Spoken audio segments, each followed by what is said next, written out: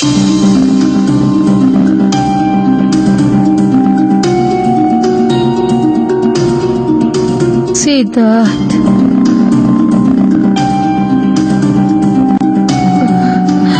சித்தார்த், அத்தை பிளீஸ் அமைதியா இருங்க. இந்த மாதிரி டென்ஷன் ஆகாதீங்க பிளீஸ், பிளீஸ் அத்தை. பாத்தீங்களா, இவங்களே பிரச்சனையை உண்டு பண்ணிடுறாங்க, அப்புறம் கவலைப்படுற மாதிரி இப்படி நடிக்கிறாங்க.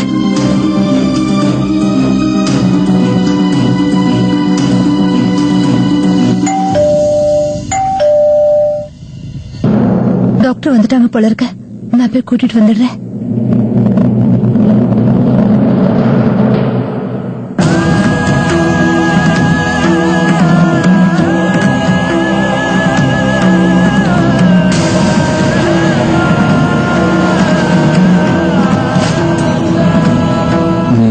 பண்ணணும்னு நினைக்கிறியோ பண்ண, நான் உன்னை தடுக்க மாட்டேன், எதிர்த்து கேட்கவும் மாட்டேன். நீ இப்ப சுதந்திர பறவை.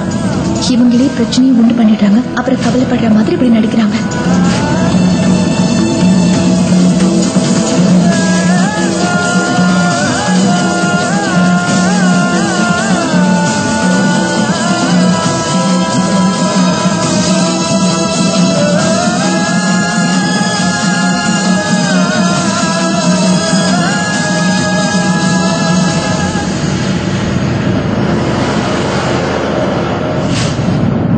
சித்தார்த் வருவா.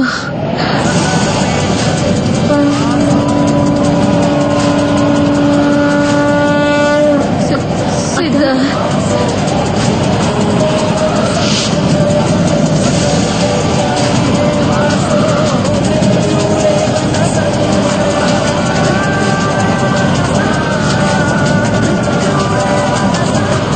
இந்த நேரத்துல வந்து உங்களை தொந்தரவு பண்றதுக்கு மன்னிச்சிடுங்க. என்னுடைய கார் ரிப்பேர் ஆயிடுச்சு, வெளியே பிசிஓவும் இல்ல, அப்புறம் என் போனோட பேட்டரி டவுன் ஆயிடுச்சு. நான் உங்களோட போனை பயன்படுத்திக்கலாமா? சித்தார்த் இந்த நேரத்துல இங்க என்ன பண்ணிட்டு இருக்காரு? ராய் பகதூர் கிட்ட இருந்து தப்பிச்சு வந்திருப்பாரா? இல்ல ஒருவேளை அந்த ராய் பகதூரை இவன் இங்க அனுப்பி வச்சிருக்காரா? ராய் பகதூர் எதுக்காக இந்த மாதிரி பண்ணிட்டு இருக்காரு? துக்கத்துக்கு அப்புறம் சந்தோஷம், சந்தோஷத்துக்கு அப்புறம் துக்கம், இதுதான் இந்த உலகத்தோட விதிமுறை. ஆனா இதுக்கப்புறம் பரத்வாஜ் குடும்பத்துல சந்தோஷங்கிற சூரியன் எப்பவும் உதிக்க மாட்டான். ஏன்னா அவங்களோட கெட்ட நேரம் ஆரம்பம் ஆயிடுச்சு. இது அவங்களோட குடும்பம் அழிஞ்சதுக்கு அப்புறமா தான் நிறைவடையும். இது வரைக்கும் நீ எனக்கும் சித்தார்த்துக்கும் ரோஹிணிக்கும் என்னென்ன விஷயங்கள் பண்ணியோ அதை நினைச்சு நான் உண்மையில கோவமா இருந்தேன். ஆனா இன்னைக்கு சித்தார்த்த அவங்க குடும்பத்துக்கு எதிராவே அனுப்பி வச்சு நீ உன் வாழ்க்கையில மிகப்பெரிய தப்பு பண்ணிருக்க. துரோகம், அப்புறம் போய் நீ எவ்வளவு பெரிய பலசாலியா இருந்தாலும் ஒரு நாள் இல்லைன்னா ஒரு நாள் உண்மைக்கு முன்னாடி நீ தோத்து போய் தான் தருவ. நான் அதை ரொம்ப லேட்டா தான் புரிஞ்சுக்கிட்டேன். ஆனா உனக்கு இன்னும் நிறைய நேரம் இருக்கு. இப்பவே எல்லாத்தையும் நிறுத்திடு. நீ என்னோட நாகமணியை திருப்பி கொடுத்துடு. நான் எல்லாத்தையுமே சரி பண்ணிடுவேன். அப்புறம் பரத்வாஜ் குடும்பத்துக்கு எதிரா உன் மனசுல என்னென்னலாம் இருக்கோ எல்லாத்தையும் தூக்கி போட்டுற.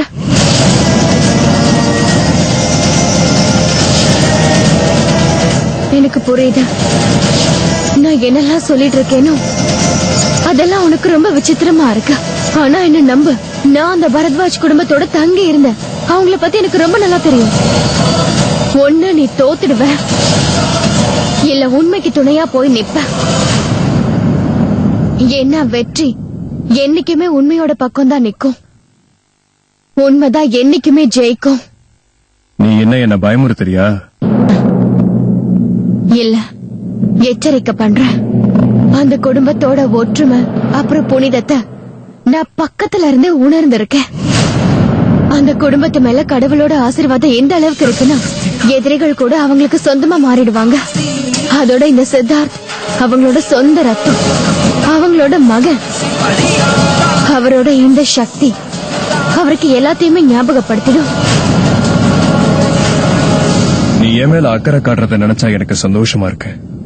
சொல்ல போனா உன்னோட அக்கறைய என் மேல காட்டுறதுக்கு பதிலா அந்த பரத்வாஜ் குடும்பத்து மேலதான் காட்டியாகணும். ஏன்னா அவங்கள அப்படி ஒரு நிலைமைக்கு நான் ஆளாக்க போறேன். அவங்கள எப்படி பழி வாங்குவேன்னா, இதுக்கப்புறம் அவங்க யாரு கூடயுமே நட்பாவும் சரி விரோதமாவும் சரி என்னைக்கும் ஆக மாட்டாங்க. முதல்ல அந்த குடும்பத்தோட ஒற்றுமையை நான் பூண்டோட அழிச்சிடுவேன். அப்படி ஒரு சக்கரவியூகத்தை உருவாக்குவேன். அதை அழிக்க யாராலையும் முடியாது, முக்கியமா அந்த பரத்வாஜ் குடும்பத்தால.